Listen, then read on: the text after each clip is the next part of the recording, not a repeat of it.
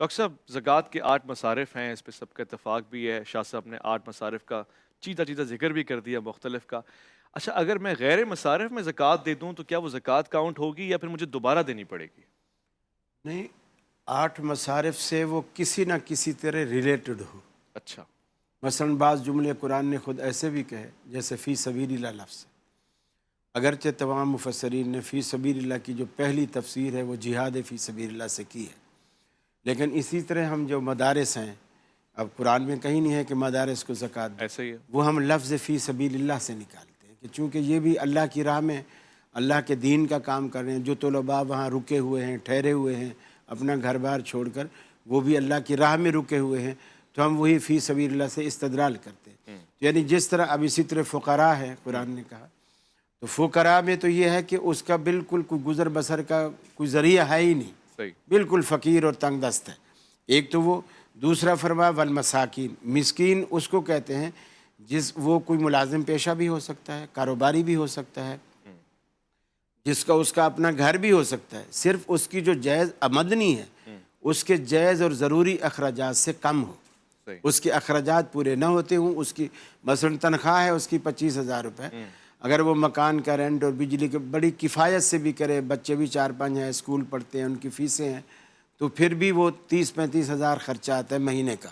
اور 10,000 ہر مہینے اس پر قرضہ چڑھ جاتا ہے، تو شرعی اصطلاح میں یہ شخص مسکین کہلائے گا۔ والمؤلفۃ قلوبہم، شروع اسلام میں ایک چیز ایسی تھی کہ کوئی کافر ایسے تھے، اگر ان کے ساتھ مسلمانوں کو توقع تھی کہ اگر ہم ان کے ساتھ تھوڑا سا نرمی کا، محبت کا، پیار کا رویہ رکھیں تو یہ ہماری طرف مائل ہوں گے، تو اس وقت اللہ نے یہ بھی اجازت دے دی کہ یہاں بھی زکوٰۃ۔ آج بھی ایسا ہے؟ آج بھی اگر ایسا ہے، اگر وہی امید کار فرما ہو، صحیح، مثلا آپ کا کوئی عیسائی، کوئی پڑوسی، ویسے تو جو بندہ زکوٰۃ نکالتا ہے تو اس کے پاس ظاہر بات ہے، میں نے اگر کسی نے 10,000 زکوٰۃ نکالی ہے اور 100 پر 2.5 روپے نکلی ہے، تو ظاہر بات ہے باقی اصل اماؤنٹ تو میرے پاس اچھا خاصا ہے، تو اگر کوئی ایسی چیز ہے تو میں پہلے اپنے مال میں سے جو کوئی زکوٰۃ کا نہیں ہے، اچھا، زکوٰۃ کے لیے فارمولہ تھوڑا سا قرآن نے یوں بھی رکھا، خذ من اموالہم، کہ